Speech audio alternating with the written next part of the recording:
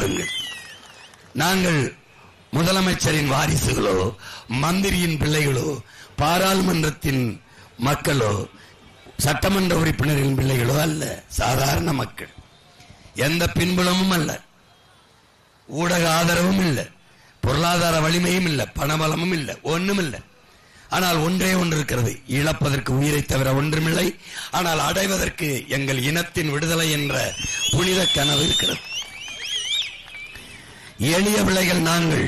எங்கள் இனம் கொல்லப்பட்ட போது, எங்கள் இனத்தின் உரிமைகள் பறிபோன போது என்ன செய்வதென்று கையெறி நிலையில் என்ற நாங்கள், சாதி மதங்கள் எல்லாம் நம் அடையாளங்கள் அல்ல, அது நம்மை பிளந்து பிரித்து பலகீனப்படுத்துகிறது.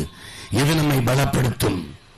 நாம் தமிழர் என்கிற தேசிய இன உணர்வும் அந்த திரட்சி தான் மாபெரும் எழுச்சியும் புரட்சியும் உருவாக்கும் என்பதை புரிந்தறிந்த நாங்கள் இந்த நிலத்திலே நாங்கள் தமிழர்கள் என்ற தேசிய அடையாளத்துக்குள் திரளத் தொடங்கினோம். மக்களை அணிதிரட்டி அரசியல் படுத்தாமல் புரட்சியை முன்னெடுக்க முடியாது என்று எங்கள் தாத்தா கலியபெருமாள் எங்களுக்கு கற்பித்ததை உள்வாங்கிக் கொண்ட நாங்கள் இந்த நிலத்திலே தமிழ் தேசிய அரசியல் உருவாவதற்கு எதிரான காரணிகள் சாதி, மதம், சாராயம், திரைக்கவர்ச்சி என்று கற்பித்த புரட்சியாளன் தமிழரசன் அவன் எங்கள் அண்ணனுடைய தத்துவத்தை உள்வாங்கிய பிள்ளைகள் நாங்கள் தமிழர்கள் என்று திரளத் தொடங்கினோம்.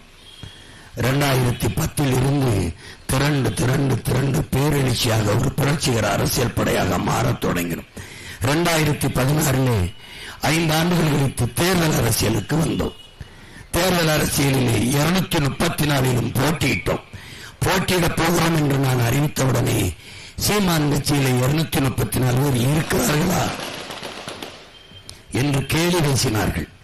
234 இடத்திலும் தனித்து நின்று வேட்பாளர்களை போட்ட தமிழருக்கான முதல் கட்சி தமிழரின வரலாற்றிலே நாம் தமிழர் கட்சி. எங்கள் முன்னவர்கள் வந்தார்கள்.